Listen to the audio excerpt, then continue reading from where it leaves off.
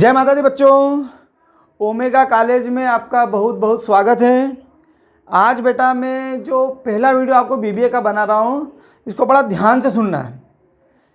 इसका कारण ये ध्यान से सुनने का है कि बेटा आपने जो बीबीए लिया है वो उसका फ्यूचर बहुत ब्राइट है। Bachelor of business administration. अभी लोग क्या करते हैं कि बीई और दूसरे टेक्निकल करके एमबीए में आते हैं, ठीक है ना। अब वो एमबीए का क्रेज बढ़ रहा है, आपने डायरेक्ट बीबीए में लिया तो बीबीए के बाद आप डायरेक्ट एमबीए करेंगे। हाँ, एमबीए में दिमाग बहुत वाइड हो जाता है, तो आप किसी बड़ी कंपनी में मैनेजर बनेंगे, आप खुद की कंपनी बना सकते हैं, खुद का बिजनेस बहुत वो कर सकते हैं। तो बेटा बीबीए में फाइनेंशियल अकाउंटिंग है, वित्तीय लेखांकन।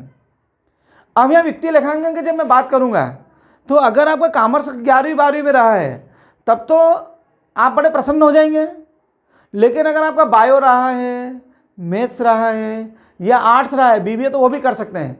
तो बेटा आपको घबराने की बिल्कुल आवश्यकता नहीं है। मैं गारंटी देता हूं कि आज जो मैं आपको समझाऊंगा और जो मैं आपको वीडियो बीबीए के लिए स्पेशल बनाऊंगा उसमें आपको कहीं से कहीं तक कोई दिक्कत ही नहीं आएगी और 100% आप बहुत प्रसन्न रहेंगे और आप अपने बीबीए फर्स्ट ईयर को आप क्रॉस कर लेंगे।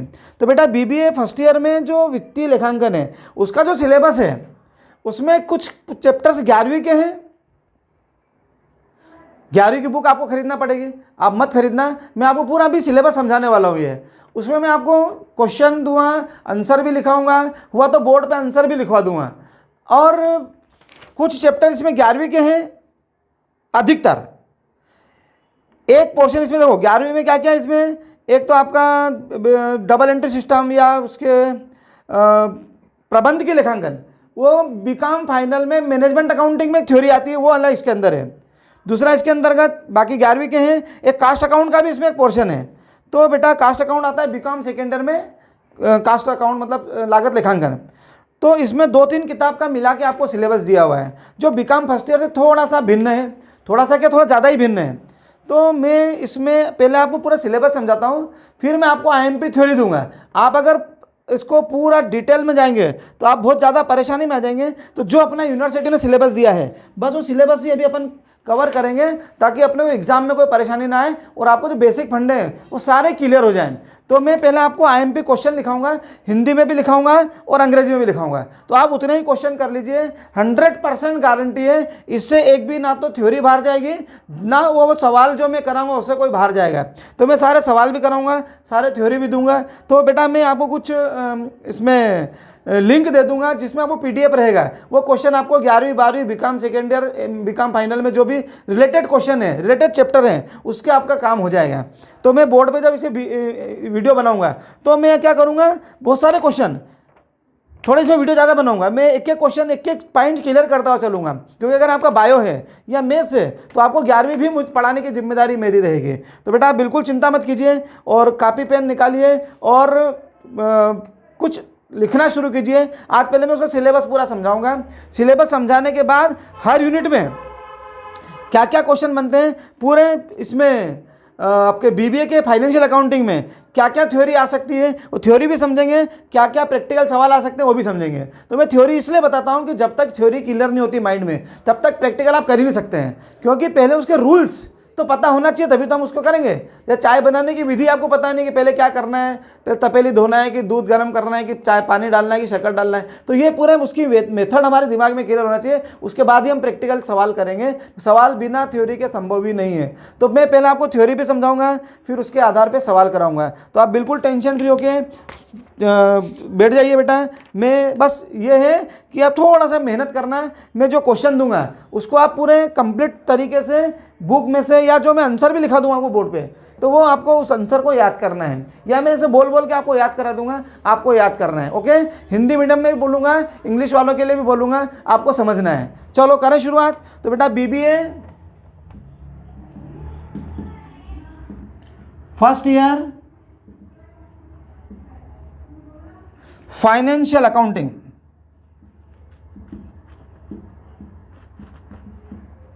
बीकॉम में नाम किताब का यही है लेकिन अंदर का जो कंटेंट है वो बिल्कुल डिफरेंट है।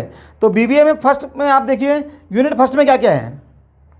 जो यूनिट फर्स्ट है बेटा पहला समझ लो, उसमें accounting and its place in business and relationship with other financial areas.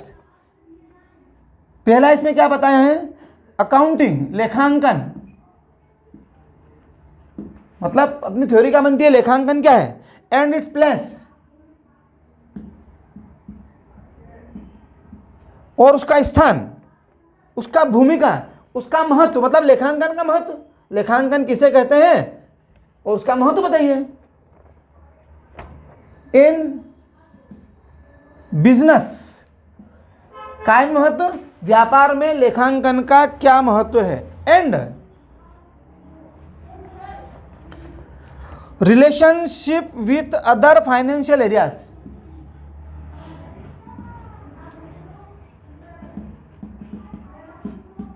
Other financial areas, मतलब लेखांकन का संबंध दूसरे वित्तीय क्षेत्रों से इसका क्या संबंध है। ठीक है बेटा। दूसरा इसके अंदर यूनिट फर्स्ट के अंदर ये जो दूसरा कंटेंट डाला है वो ये डबल एंट्री सिस्टम, दोहरा लेखा प्रणाली।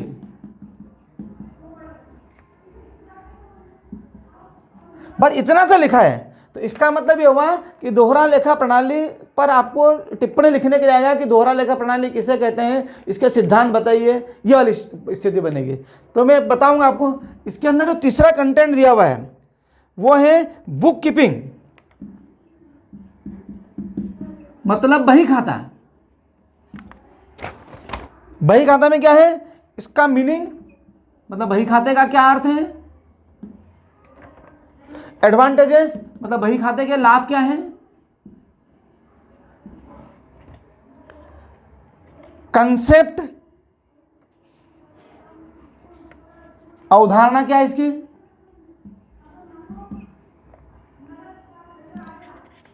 एंड कन्वेंशंस, और इसकी परंपराएं,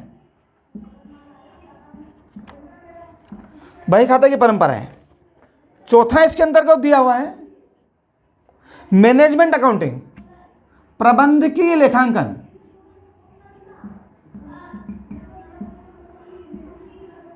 यूनिट फर्स्ट का अंदर ही पेटाई दिए हुए हैं इसके पार्ट, मतलब ये मैनेजमेंट अकाउंटिंग है, ये बीकॉम फाइनल में पूरी एक बुक ही चलती है, तो उसका पूरी बुक नहीं पढ़ना है, उसमें केवल इसकी थ्योरी है, थ्योरी पार्ट का पोर्शन है इसका। क्या क्या है, मैनेजमेंट अकाउंटिंग, कंसेप्ट,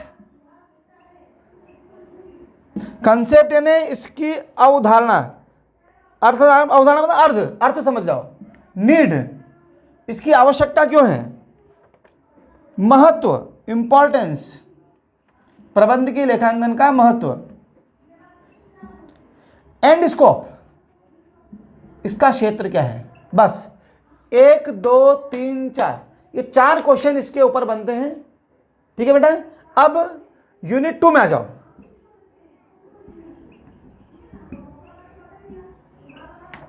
यूनिट 2 में क्या है बेटा, type of books of accounts and there preparation. इसका जो यूनिट 2 में है, ये पहली यूनिट आप बंद करो, ये 5 यूनिट वाला डब्बा अपना बंद हो गया। अब सेकेंड यूनिट में क्या क्या पूछा है वो देखो, types of books of accounts, मतलब अकाउंट्स के लिए कौन कौन से जो बुक रखते हैं उनके प्रकार बताना है आपको, एंड देयर प्रिपरेशन।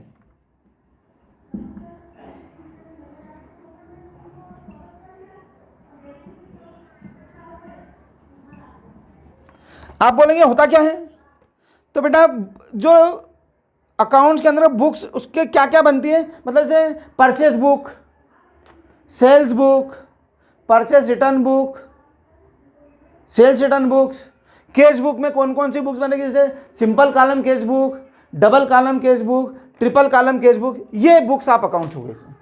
दूसरा है जर्नल,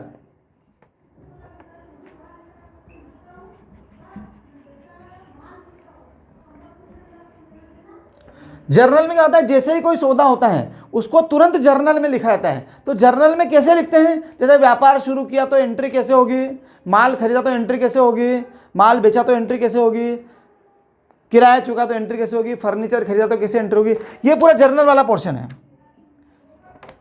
उसके बाद लेजर, जर्नल जो बनेगी जर्नल के आधार पर ही लेजर बनाएंगे। जर्नल में सौदे बिखरे हुए रहते हैं, उनको संबंधित खातों में एक स्थान पर जो लिखते हैं वो हो जाएगा लेजर। इसके बाद पूछा इसमें ट्रायल बैलेंस, इसको हिंदी में तलपट कहते हैं। ट्रायल बैलेंस का मतलब हमने जो लेजर बनाई है, जर्नल के आधार पर जो लेजर बनाई है, वो लेजर बनाने में कहीं कोई गलती तो नहीं हो गई है, उसकी जांच करने के लिए जो अपन स्टेटमेंट बनाते हैं, जो हम विवरण पत्र बनाते हैं, वो होता है ट्रायल बैलेंस, तलपट। गणितीय शुद्धता, मैथमेटिकल जो उसकी एक्यूरेसी होती है उसकी जांच करने के लिए जो बनाते हैं वो होता है ट्रायल बैलेंस। कैसे बनेगा वो सब मैं पूरा समझाऊंगा पहले उसका। और इसमें एक और है डेप्रिसिएशन। डेप्रिसिएशन का मतलब होता है बेटा, हम जैसे कि संपत्ति का निरंतर प्रयोग करते हैं तो संपत्ति में घिसावट होती जाती है। जैसे हमारे कारखाने में बहुत सारी मशीनें लगी रहती है, तो हम नई खरीदते हैं तो उसकी कीमत ज़्यादा होती है, जैसे जैसे हम उसका यूज़ करते जाते हैं तो उसके कीमत में कमी होती जाती है। तो इस साल उसकी वैल्यू क्या बची, अगले साल उसकी वैल्यू कम हो जाएगी और कम हो जाएगी। ऐसे उसको मशीन का अकाउंट पूरा मेंटेन करते हैं कि मान लो 5 साल मशीन पुरानी होगी तो आज उसका कीमत कितनी हो गई है। तो उसके लिए जो अपन डेप्रिसिएशन, किसी संपत्ति का निरंतर प्रयोग करने पर उसमें जो घिसावट होती है, उस घिसावट के बारे में जो अपन उसके हिसाब किताब रखते हैं वो अपना डेप्रिसिएशन के अंतर्गत आ जाएगा। तो यूनिट 2 में भी आपको ये 5 चैप्टर आपको पढ़ना पड़ेंगे। अब आ जाओ आप यूनिट 3। बिगाड़ दो बेटा ऊपर वाला, स्क्रीनशॉट ले लीजिए, फिर मैं इनके क्या थ्योरी बनेगी वो भी समझाऊंगा आपको।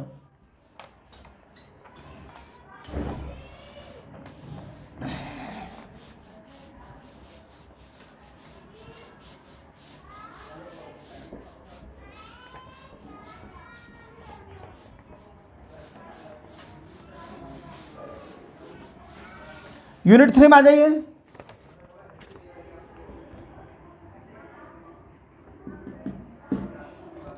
यूनिट 3 में बेटा आपको प्रिपरेशन ऑफ फाइनल अकाउंट पढ़ना है। अब ये क्या होता है प्रिपरेशन ऑफ फाइनल अकाउंट, क्या होता है?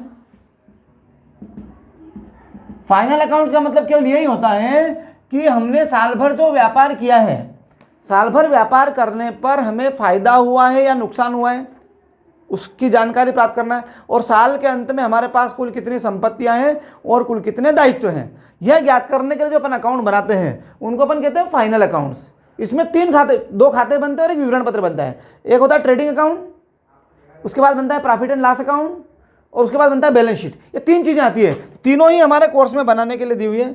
इसमें दिया हुआ एक ट्रेडिंग अकाउंट, मतलब ये हुआ कि केवल ट्रेडिंग अकाउंट का भी सवाल आ सकता है।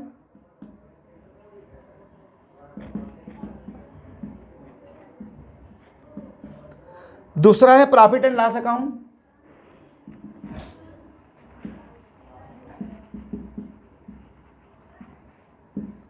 तीसरा इसमें बेटा बैलेंस शीट। इसका मतलब यह है कि केवल ट्रेडिंग का भी सवाल आ सकता है, केवल प्रॉफिट एंड लॉस का भी आ सकता है, केवल बैलेंस शीट का भी आ सकता है, या एक सवाल आ जाए जिसमें तीनों चीजें भी पूछ सकते हैं। ठीक है बेटा, तो मैं अलग अलग वाले क्वेश्चन भी दूंगा और मिक्स वाले क्वेश्चन भी दूंगा और उनको भी हल कराऊंगा मैं। हाँ, आपके लिए प्रसन्नता की बात है कि चूंकि अपन ओमेगा कॉलेज में ही पढ़ रहे हैं तो मैं आपको क्या करूंगा कि आपको पहले व्हाट्सएप पे ग्रुप में पहले क्वेश्चन भेज दूंगा और फिर उनको हल कराने के लिए वीडियो बना के दे दूंगा और वही क्लास में भी हल करा दूंगा। अब एक दिन पहले वीडियो देख के आ जाना और वहाँ पर क्लास में तो वही चीज़ अपन डबल्स करेंगे तो आपको रिविजन भी हो जाएगा, समझ में आ जाएगा। तो ये यूनिट 3 बहुत छोटी है, इसमें केवल आपको 3 चीज़ें ही हैं। अब आ जाओ आप यूनिट 4। यूनिट 4 में क्या बेटा, ये यूनिट 4 है, देखिए लागत लेखांकन समझ, कास्ट अकाउंटिंग। आप बोले कास्ट अकाउंटिंग क्या होता है, तो ये कास्ट अकाउंटिंग क्या होता है कि इसका मतलब ये होता है कि जब हम कारखाने कोई वस्तु बनाते हैं तो बनाने में हमारी कितनी लागत आई है, टोटल कास्ट कितनी आई है, पर यूनिट कास्ट कितनी आई है, उसका जो अध्ययन किया जाता है उसको बोलते हैं कास्ट अकाउंट। कास्ट है ना लागत, हम कारखाने में जो वस्तु बना रहे हैं उसको बनाने में कितनी लागत आई है तो उसका रिकॉर्ड्स, एंड प्रोसेस। लागत लेखांकन, लेखों एवं प्रक्रिया, ठीक है, ये पहला हो गया इसका। दूसरा देखो, मतलब ये लागत लेखांकन में क्या क्या रिकॉर्ड्स रखे जाते हैं, उनकी प्रक्रिया क्या है। तो मेरे हिसाब से इसमें कॉस्ट शीट बनाना अपने को, ज़्यादा कुछ करना नहीं है। लागत लेखांकन में क्या है, कॉस्ट शीट बनाना है। दूसरा है बैंक रिकॉन्सिलिएशन स्टेटमेंट।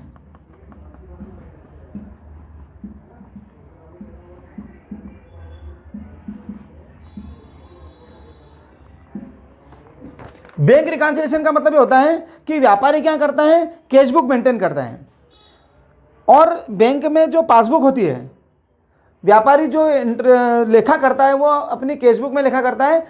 पासबुक में कौन लेखा करता है, बैंक लेखा करता है, एंट्री बैंक करता है।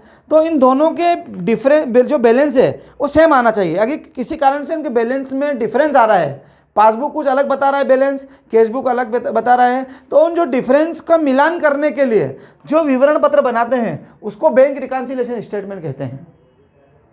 कुछ सौदे ऐसे होते हैं जिनका लेखा कैश बुक में हो जाता है परंतु किसी कारणवश पासबुक में नहीं हो पाता है, या कुछ ऐसे ट्रांजैक्शन भी होते हैं, लेन देन भी होते हैं, व्यवहार भी होते हैं जिनका लेखा पासबुक में हो जाता है लेकिन कैश बुक में नहीं हो पाता है। तो इसके कारण क्या होता है कि दोनों के जो बैलेंस है, दोनों के शेषों में अंतर आ जाता है। तो उन दोनों के बैलेंस का मिलान करने के लिए जो विवरण पत्र अपन बनाते हैं वो होता है बैंक रिकॉन्सिलिएशन स्टेटमेंट। बहुत आसान है, एक वो चार्ट बनाएंगे, उसमें कुछ चीज़ जोड़ना है, कुछ चीज़ घटाना है। तो वो जैसे कैश बुक का अगर आप ले रहे हैं बैलेंस, तो वो प्लस माइनस करने के बाद पासबुक के अकॉर्डिंग हो जाएगा, उसके बराबर हो जाएगा।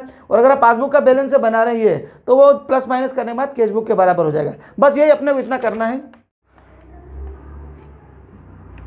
रॉयल्टी अकाउंट, ये क्या होता है बेटा, ये रॉयल्टी शब्द जो बना है वो रायल से बना है। रायल मतलब राजा है।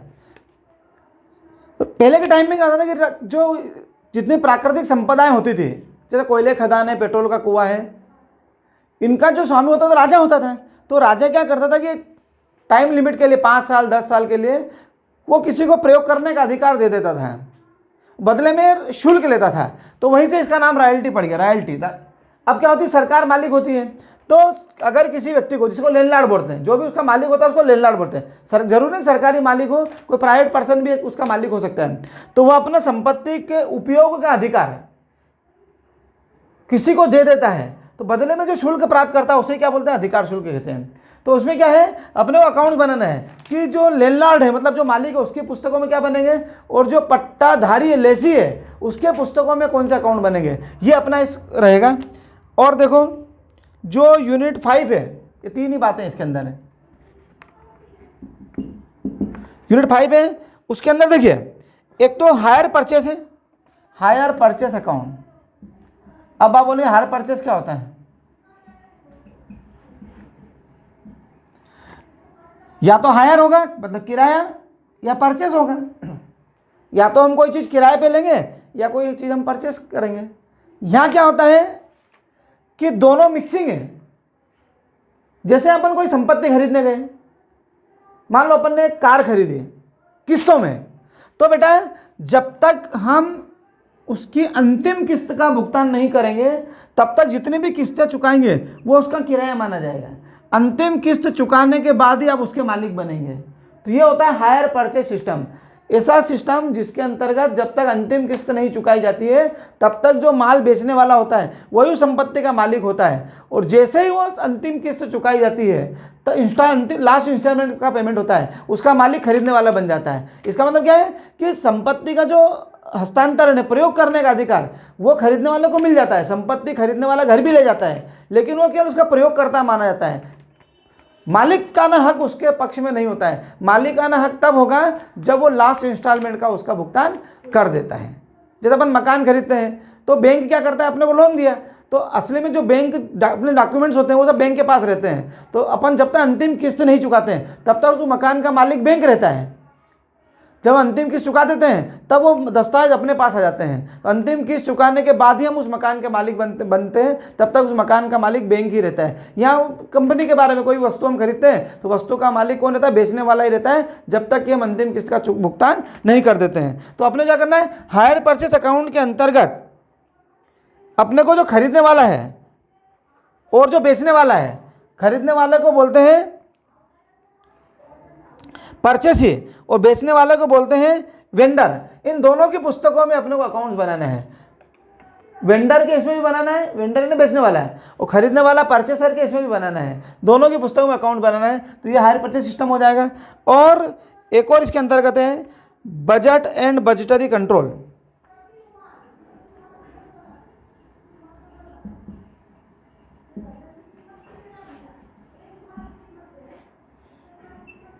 ये क्या होता है, विभिन्न प्रकार के बजट बनाना आएगा। जैसे फ्लेक्सिबल बजट क्या होता है, कैश बजट क्या होता है, तो इसमें मैं बजट बना के बताऊंगा। बस यही 2 बातें हैं। तो ये अपना पूरा सिलेबस कवर हो गया। अब मैं आपको इसके आईएमपी क्वेश्चन बताऊंगा, लेकिन वो इसके बाद थोड़ा वीडियो बनाऊंगा, उसके अंतर्गत बताऊंगा। ओके, तो ये सेकंड वीडियो इसमें मैंने लिख दिया है। तो आईएमपी क्वेश्चन क्या होंगे, मैं हिंदी इंग्लिश दोनों में आपको एक साथ इसमें बता दूंगा। ओके, जय माता दी। आप अगले वीडियो का इंतजार कीजिए, जिसमें मैं आपको आईएमपी क्वेश्चन देने वाला हूँ। तो आप उसमें क्या करना है, थ्योरी कर लेना, और थ्योरी के बाद मैं आपको डायरेक्ट सवाल शुरू करा दूंगा। जय माता दी। आपका फिर ओमेगा कॉलेज में एडमिशन लेने के लिए बहुत बहुत धन्यवाद। आप बेटा पाएंगे कि हमने हमारे कॉलेज में इतने अच्छे बच्चों को मतलब आपको बिजनेसमैन बनाकर ही छोड़ेंगे। हम प्रयास करेंगे, बाकी महाकाल बाबा है, आप लोग भी प्रयास करें, मेहनत करें। हमारे हाथ में केवल मेहनत करना है, फल देना ऊपर वाले के हाथ में। बस आप कर्म किए जाओ, फल की इच्छा मत करो। जैसा हम कर्म करेंगे वैसा ही भगवान हमको फल देगा। जय माता दी।